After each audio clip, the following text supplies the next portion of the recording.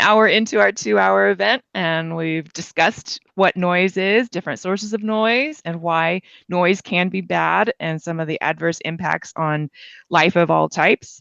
And now we'd like to move towards what have we been doing about noise? Let's share some of our some stories about successful actions that have been made to lessen impacts of noise. And there's a couple of ways we can start. Why don't we start with noise abatement? Maybe a question that someone has submitted to our website. Can I soundproof my apartment by hanging carpets and blankets on the walls? Bennett, you want to start with that one? The answer is no. Okay. So, obviously it depends on the context, and it depends on the situation and what the source is. Is it the neighbor? Is it the traffic outside? Is it an airplane? The carpets and curtains are not very effective, because in order to block sound, basic physics tells you that you have to have a lot of weight. You have to have a lot of mass to isolate sound, To absorb sound, you need something very thick, and we have a technical word for it. It's called fuzzy.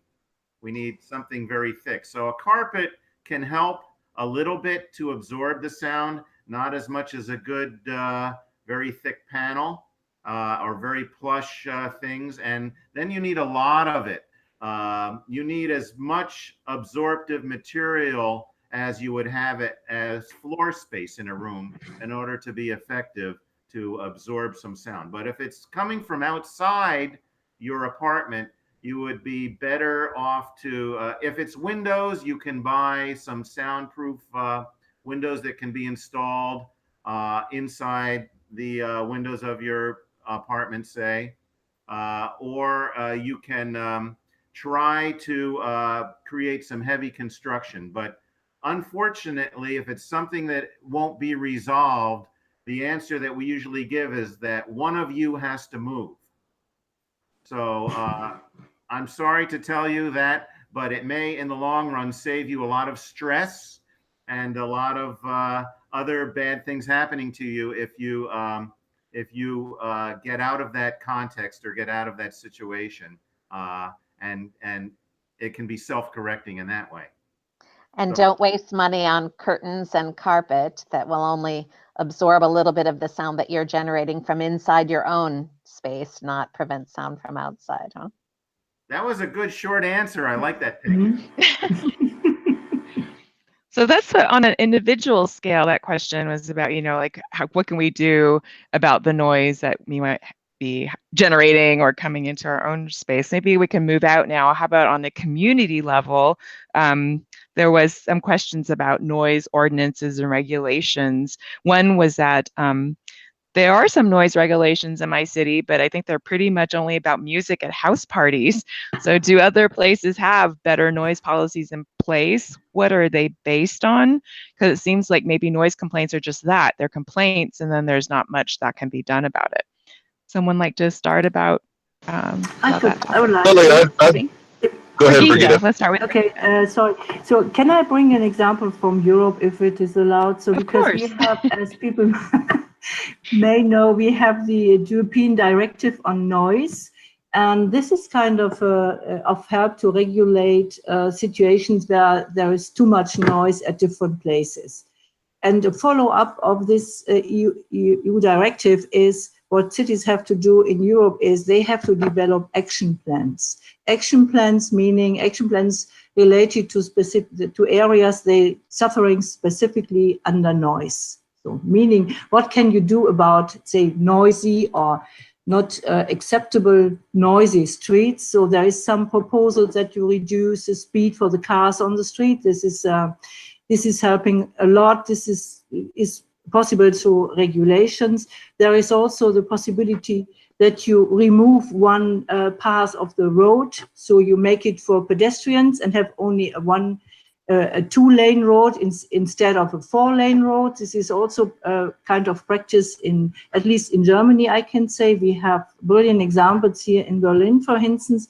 As people may know, Berlin is somehow comparable to New York, but of course very, very smaller, but it's a lot of traffic and it's very noisy. And this kind of actions that go through now via regulations help people to live in environments also close to the city. So summarize again is get the speed down of the cars, get some hours where you cannot move the cars on that street. That is the next situation. And also, and there is something else, this is related to how you can protect your own building against this. Bennett brought this up, how difficult this is, but we have this many regulations that are, if there is a specific noise level, people can claim for new windows. They simply protect people against noise, and they don't have to pay for that on themselves. So maybe this is some ideas that we can share, how we can deal with this kind of noise, because not everyone can move. You know, I'm just thinking of the 3 million people here in Berlin moving to the next part of Berlin will not help. But we have to find regulations. And also another point I would like to bring up here is how about some new thoughts about the social behavior among all of us. This could be maybe a next point we could discuss. Yeah. Thank you. Someone else wanted to comment on regulations and yes, please. New York City has its own noise code. And even though New York, rather the United States, did pass the Noise Control Act in 1972, and we did have an EPA set up to address noise with the Office of Noise Abatement and Control, the United States has sort of gone backwards after Nixon, Ford, and Carter worked on the Noise Control Act. But New York City has had a noise code for a long time, and as recently as 10 years ago, it did update the code. The people can access the New York City noise code. Other cities around the world have contacted New York on the code. It's not the best, but it's at least an attempt. But the second thing that's important is the enforcement of regulations and the code. So that even if you have regulations and you have laws and you have a code, if it's not enforced, then the document of the code or the regulation is not really worth much than the paper it's printed on, which I've told the mayors of this city. So we do have an enforcement body. So I think it is important that cities do pass their own laws. I know what they're doing in Europe. I feel very sorry about what's happened in the United States, where we were quite active in the 70s, but then it's been downhill since through both Republican and Democratic presidents. But the city of New York is attempting, and it's a difficult task, to at least try to regulate the sound levels of the city and address the enforcement. Let me add one other thing. Professors at NYU are working with the city.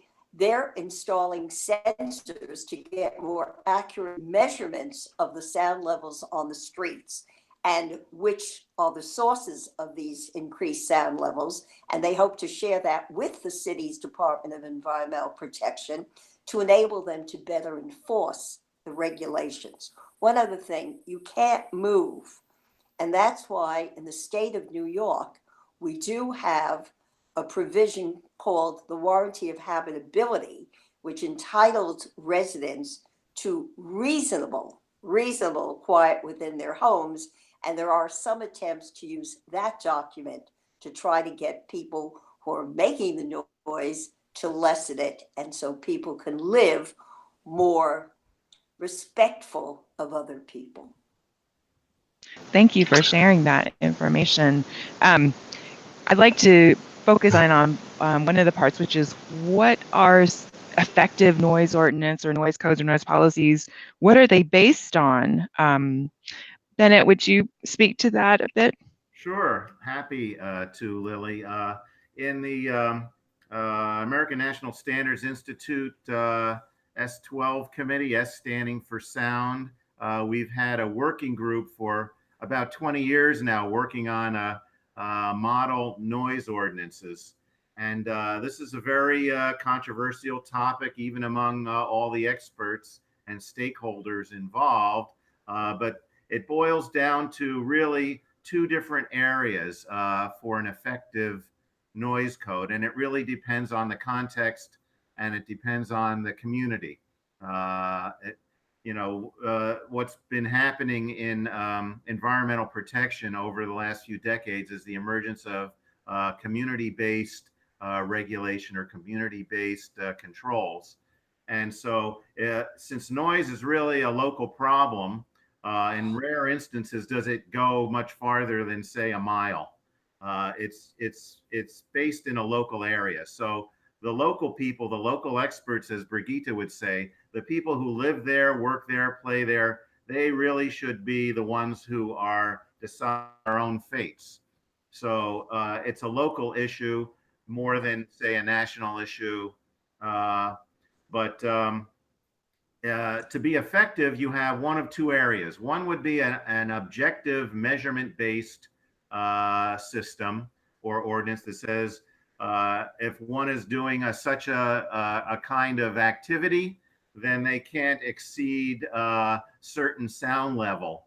For example, in the New York City Code, I believe they still have, if you have a mechanical unit on your roof and you happen to be next to someone's bedroom window, the sound of that mechanical system inside that open window, 3 feet within the open window, cannot exceed 45 A-weighted decibels or dBA. So that's an example of an objective measurement, and that can be effective for certain things like permanent installations that are mechanical systems that are there for 20 years.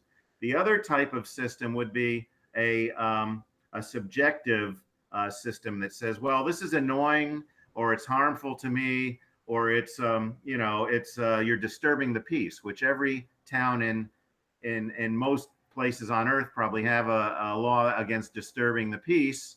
The problem with that in the United States is that that kind of law has been found to be unconstitutional because it doesn't provide equal protection under the law.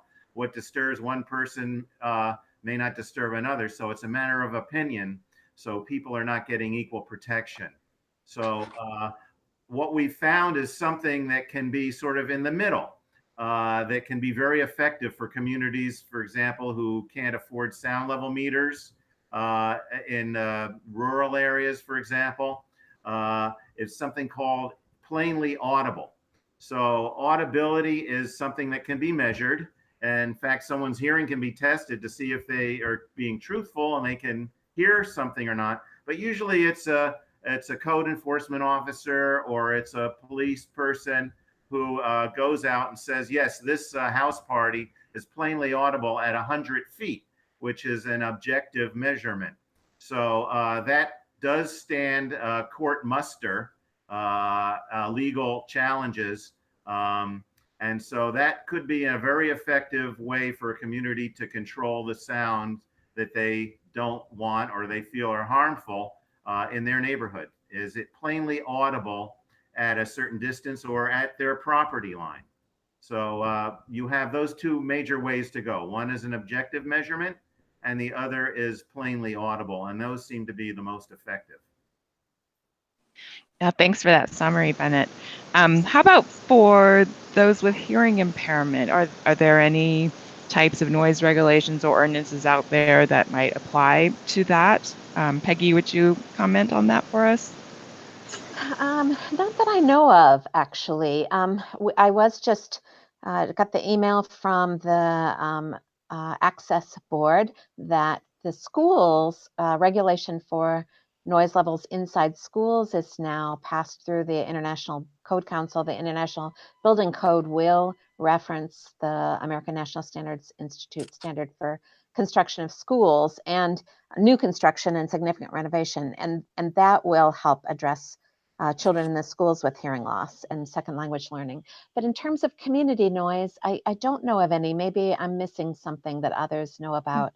The only other thing I would point out to add is that many community noise standards have a day level acceptable level and a night acceptable. So there might be a day-night kind of a level that's specified that says certain things that are allowed in the middle of the day in a certain neighborhood would not be allowable at night because of the sleep disruption we talked about. Thank you for that. Just to help on that subject, the only law that I can think of that might be targeted towards hearing impaired persons would be the noise levels inside schools. Because, and that was really a compromise, as Peggy knows, being there in the beginning for the classroom acoustic standard. 35 dBA in a classroom is probably not the best speech intelligibility, especially for a hearing impaired child. We really wanted 25, and the window ventilator people wanted 45. So the knee of the curve for speech intelligibility was 35. And there are many places, I think Minnesota is one of them, that have adopted the classroom acoustic standard as law when they build a school. So that's the only one I can think of, Peggy, that addresses hearing impairment in terms of a regulation or a law. Yeah, Bennett, one thing to add in on the, you mentioned earlier about maybe in rural communities that people don't have the money, the wherewithal to own a sound level meter. And this is an area of research that we've seen in the noise field. My colleague Chuck Cardos here at NIOSH has developed a sound level meter app. We have other persons within the Acoustical Society that have developed applications and sell them on the iTunes store. There are a variety of them. You can find hundreds of applications to do noise measurement. But the question from an acoustical perspective is, what constitutes an accurate noise measurement? You know, if we take the research that we've conducted and published in the Acoustical Society Journal, we find that you can have anywhere from, say, a couple of decibels to maybe 10 to 15 decibels in terms of making a measurement with multiple devices or in different areas and environments. So the question then becomes, what do you invest in, and how do you measure it, and then also how you calibrate it? And one of the nice things, at least in the 2014 article, I think it is, or 16 article that Chuck Cardos and Peter Shaw published, they looked at external microphones that can be purchased and connected to an iPhone and used with a couple of these applications. And you find that they are very accurate, they are very repeatable, and can be used across a wide range of noise levels. And that's good news. That means we've gone from spending thousands of dollars for a Larson Davis or a Brulin Care or a 3M sound level meter, you know, with the calibrator and all that, down to whatever you spend for your phone. The one that I'm talking to you today on is a Motorola phone. No recommendation or endorsement of devices is recommended there, but it's, you know, it's a couple $100 for the phone, and maybe it's another $50 to $100 depending on what you buy for the external microphone, and it can be calibrated. And so that's an important advancement in the last 10 years since the advent of smartphones and mobile devices. Brigitte's got her finger up, so. Yeah. Go ahead, Brigitte. Yeah, thank you so much for this comment, Bill. I would like to add something. I really appreciate this development, as you can imagine. But nevertheless, you have only the number. You have a number available. You have an information about the dBA level. And please tell me, for a normal person, what does it mean to someone? 63, huh? It's 85. For us, maybe for you, it's 85. You have to, people have to wear ear protection at the working place. Yes, this is what we know. But is it really helpful to have only the sound level meter? Because we need more, because thinking about what Bennett mentioned this in the very beginning, he was talking about, and repeating this, the context. Context is meaning of the sound. What does the sound mean to us? Is this really only related to its sound pressure level, or is there something more behind? And if it's concerning the functionality or information of a sound, this is one thing. You were mentioning the horn in the beginning, Bennett. So this is this different function, disturbing and helping. But on the other hand, I'm always thinking, coming from the psychoacoustician world, if I only have the level, it can be white noise at the same level. It can be something else. It does not tell me anything about the real, context that really probably is bothering me. It's not, I would like to stress this point, can be discussed about. It's not only the loudness. It is more. And this is why I think this measurement with apps and having the noise levels available helps people to communicate, for instance, with the community and say, here the level is too high, something. But Arline mentioned in the beginning also the low frequency noise, which is very important to us. So we have all the different sound levels that have different meanings for us concerning diminishing the life quality or quality of life, let me say it like this. So what I wanted to say is, we don't need only the sound level meter, we need an understanding of the noise. This is my maybe also this can help people to deal with that. If I know this noise or sound is coming from my neighbor, not only you were talking about maybe one can get aggressive, but you can also knock at the door and try to communicate about it. This is what I was thinking when I talked habituation before. So why not thinking about to be more socializing in noise? So this is maybe because maybe it sounds some kind of ridiculous, but to me we had also on our Noise Awareness Day here, we had so many groups talking about this. How can we better deal with the noise of other people? How can we communicate? How can we collaborate? So this is maybe I'm a little bit triggered to the discussion we had here in the Noise Awareness Day, but I think it's helpful. Thank you for sharing that perspective. Arline, yes. Yes, we at Grow NYC had a brochure, and it's old now, but it's still workable if you can see it. Its noise is more than just a pain in the ear. It's harmful to your health. And yes, we do talk about laws. And yes, we do talk about how to protect yourself from noise. But we also said quiet begins with you. And that's why I'm following up. We also give advice to people as to how they can keep their sound levels down so that they're not intruding upon others. Now, while I may not strongly endorse Blanche Dubois in Tennessee Williams' A Streetcar Named Desire, on which he depends on the kindness of strangers, I do think we still have to use our ability to educate individuals to be more respectful of others. So yes, as the wife of and the mother of 3 attorneys, the law is very important. But as a psychologist, educating people to be respectful and treat other people they want to be treated. And anyone can get this brochure from Grow NYC in New York City. Thank you for sharing that, and thank you for those comments. We're still talking about what we can do about noise, successful actions and stories maybe that we could share on strategies or things that have been done to combat noise. So would any of you like to share an experience that you've had